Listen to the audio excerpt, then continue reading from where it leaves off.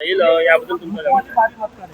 मला असं वाटतं की एक प्रकारची मदतच देवेंद्र फडणवीस राहुलजींच्या छात्रों के गुंज या कार्यक्रमाला करत आहे असं म्हटलं तर वावं ठरणार नाही. पुणे शहरामध्ये मोठ्या प्रमाणात, कारण की ते एज्युकेशन हब आहे महाराष्ट्राचं नव्हे तर देशाचं, जागतिक पातळीवरचं.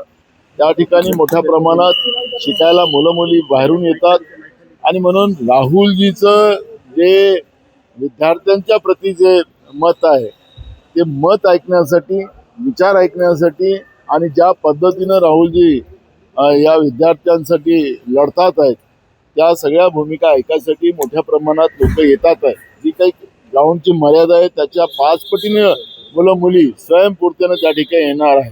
त्यामुळे काँग्रेसच्याच कॉलेजचे शाळेचे विद्यार्थी येतील असा समज टाकून एक प्रकारची विद्यार्थ्यांमध्ये प्रेरणा देण्याचं काम फडणवीसांनी केलेलं आहे. त्याच्यामुळे राहुलजीच्या सभेला एक प्रकारचं फडणवीसांनीच मदत केलेली करताय असं आपल्याला वाटतं आहे. नागपूर महानगरपालिकेच्या सर्वसाधारण सभेमध्ये वंदे मातरम 2 कडवेच म्हटले गेले. एकीकडे भाजप नेहमी काँग्रेसवर आरोप करतात, आज त्यांच्याकडनं चूक झाली.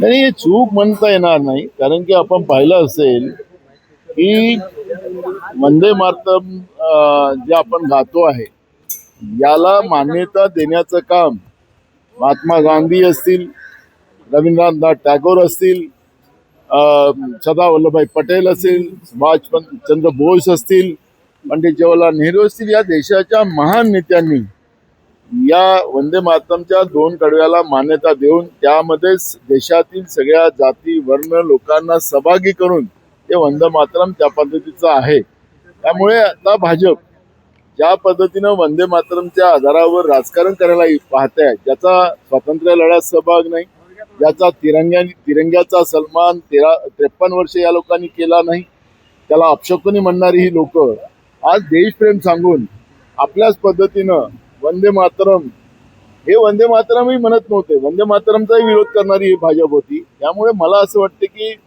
वंदे मातरमचं राजकारण न करता आज शेतकऱ्यांचे प्रश्न महत्वाचे आहेत, बेरोजगारांचे प्रश्न महत्वाचे आहेत, विद्यार्थ्यांचे प्रश्न महत्वाचे आहेत, महागाई महत्वाचं आहे, देशाच्या सीमा अजून सुरक्षित नाही, या सगळे प्रश्न आज आपल्यासाठी महत्वाचे. आणि काँग्रेस या मुद्द्याला घेऊन भाजपच्या या नकली राष्ट्रप्रेमाचं आम्हाला कुठलंही घेणं देणं नाही.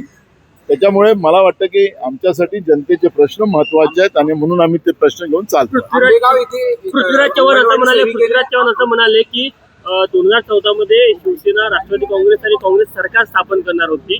यावर आता सुप्रिया सुळे असं उत्तर दिलं की नेहमीच राष्ट्रवादी काँग्रेसला चुकीच्या बॉक्समध्ये ठेवलं जातं, केंद्रातली काँग्रेस आणि राज्यातल्या काँग्रेसमध्ये समन्वय नसल्यामुळे हा संपूर्ण घोळ होतो. मला वाटतं की मी असेल की सुप्रिया ताई असेल, आता पृथ्वीराज चव्हाण साहेब एक सिनियर नेते आहेत, ते PMO मध्ये पण मंत्री म्हणून काम केलेलं आहे आणि राज्याचे ते मुख्यमंत्री राहिले, एक सिनियर नेते आहेत. त्यांच्या काळात त्यावेळेस काय काय घडामोडी झाल्या हे त्या पातळीचेच नेते त्या ठिकाणी चर्चा करू शकतील.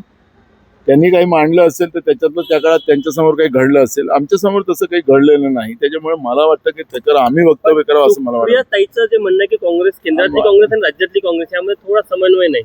मला त्यांनी आम्हाला समन्वय सांगायची गरज नाही. मी काय बोलतोय की पवार साहेब आणि पृथ्वीराज चव्हाण साहेब यांच्या लेवलवर त्यावेळेस काहीतरी घडामोडी झाल्या असतील, त्याच्यावरचं वक्तव्य ते करतात आहे. त्याच्यामुळे त्या लेवलच्याच लोकांनी त्याच्यावरचं वक्तव्य करावं. मला असं वाटतं की आमच्या पिढीने याच्यावर काही बोलावं असं मला वाटत नाही. देशात सत्ताबदल जर झाला तर तो काँग्रेसमुळे नाही तर पंतप्रधान नरेंद्र मोदी यांच्यामुळेच होईल आणि 2029 मध्ये ते पंतप्रधान होणार नाही असा दावा पृथ्वीराज चव्हाण केला. बरोबर आहे, पण या देशाला पर्याय काँग्रेसच आहे आणि ज्या पद्धतीनं नरेंद्र मोदींनी जे काही स्वप्न या देशाच्या लोकांना दाखवलं होतं, या 12 वर्षात एकही स्वप्न त्यांनी पूर्ण केलेलं नाही. सगळ्यात जास्त काळ प्रधानमंत्री राहण्याचं संधी त्यांना प्राप्त झाली, पण सगळ्यात जास्त जग फिरण्यामध्ये त्यांचाच सगळ्यात मोठा वाटा राहिलेला आहे. पण जगामध्ये फिरून त्यांनी देशासाठी काय केलं तर आपल्या देशातल्या सीमा आता चायनाच्या ताब्यात देण्याचं काम सुरू केलेलं आहे. त्यामुळे भारतीय जनता पार्टी हे देशाच्या हिताची नाही, नरेंद्र मोदीचं सरकार हे देशाच्या हिताचं नाही, देशासाठी घातक आहे. त्यामुळे त्यांच्या चुका आता आहेच, तो भाग वेगळा आहे, पण काँग्रेस हा देशामध्ये पर्याय आहे आणि काँग्रेसला लोक पर्याय समजतात. आमचे नेते राहुल गांधींना ते पर्याय समजतात आणि त्यामुळे देशामध्ये काँग्रेसचं सरकार पुढच्या काळात देशातील जनता आणेल अशा पद्धतीचं चित्र आज देशामध्ये आहे. अंगणवाडी सेविकेने जे पोषण आहार मिळतो त्याचा निकृष्ट दर्जा दाखवला होता, त्याचा व्हिडिओ व्हायरल झाला, पण तिच्यावरच कारवाई झाली. म्हणजे फाशीचा प्रकार संपला. कालच आमच्या खासदारांनी भंडारा जिल्ह्यामध्ये मध्यान्ह भोजन असेल, अंगणवाडीचं खाद्य असेल, याच्यावरचं एक प्रेस आमच्या भंडाऱ्याच्या खासदारांनी घेतलेली होती. तसंच आता आंबेवाडीच्या अंगणवाडीच्या सेविकेने त्या पद्धतीचं लहान मुलांना देणाऱ्या पोषण आहाराच्या याच्यामध्ये ज्या काही त्याच्यामध्ये चुकीचं खाद्य त्या ठिकाणी दिलं जातं, निकृष्ट दर्जाचं खाद्य दिलं जातं, त्याच्यावरची तिने पुढे आणलं. खरं तर त्याच्यात चौकशी व्हायला पाहिजे होती. आता तिने या सरकार म्हणजे सरकारचेच त्या ठिकाणी लोक आहेत सप्लाय करणारे, लहान मुलाच्या तोंडातला घास खाणारी महाराष्ट्रातलं भाजप आणि महायुतीचं सरकार आहे. त्याचा प्रत्यय या निमित्तानं आला. ते चौकशी करायला पाहिजे होती आणि चौकशी करून जो पुरवठादारक आहे त्याच्यावर कारवाई व्हायला पाहिजे होती. पण चोराला सोडलं आणि संन्यासाला फाशी हा भाजप आणि महायुतीचा खेळ या निमित्तानं पुढे आलेला आहे. निधी वाटपात दुजाभाव होत आहे असं नरेंद्र भोंडेकर यांनी काल उदय सामंत असताना म्हटलं. कसं पाहता तुम्ही महायुतीमध्ये? या तीन पक्षामध्ये मोठ्या प्रमाणात निधी वाटपामध्ये मोठ्या प्रमाणात भांडण चाललेलं आहे, सत्ता संघर्ष मोठ्या प्रमाणात चाललेला आहे. त्याच्यामुळे महाराष्ट्रामधलं आपण परिस्थिती पाहिली की यांचं पाचवी बहुमत असताना सुद्धा महाराष्ट्र हे गड्ड्याचं महाराष्ट्र निर्माण झालेलं आहे. महाराष्ट्रामध्ये विकासाच्या दृष्टिकोनातून पाहिलं, ज्या गोष्टी एक तयार करतात त्या जास्त काळ टिकत नाही. भ्रष्टाचाराचं, कारण की आता कॉन्ट्रॅक्टरनी आरोप केला की 56% यांना कमिशन द्यावं लागतं अशा पद्धतीचा आरोप स्वतः कॉन्ट्रॅक्टर करतात आहे. आता 56% कमिशन द्यावं लागत असेल तर जनतेच्या पैशाची लूट या निमित्तानं चाललेली आहे आणि त्याच्यामुळे निकृष्ट दर्जाची कामं होताना आपण पाहतोय. आणि म्हणून महाराष्ट्रात गड्ड्याचं साम्राज्य अशा पद्धतीचं चित्र आज महाराष्ट्रामध्ये झालेलं आहे. साखरेचे दर 70 रुपये किलोच्या वर गेले, 70 ते 75च्या घरात आहे. म्हणजे ऐन सणासुदीच्या काळात ही महाग आहे.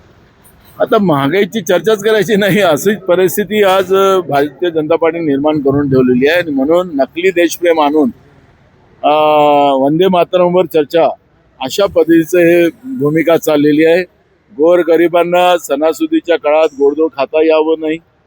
आता तर त्याच्यामध्ये आपण पाहिलं, निर्मला सीतारामन म्हणतं की कांदे खायची गरज काय, आता ते उद्या म्हणतील की गोड खाण्याची गरज काय. अशा पद्धतीचं ते लोक या पद्धतीचं वक्तव्य ते करताना आपण पाहतोय.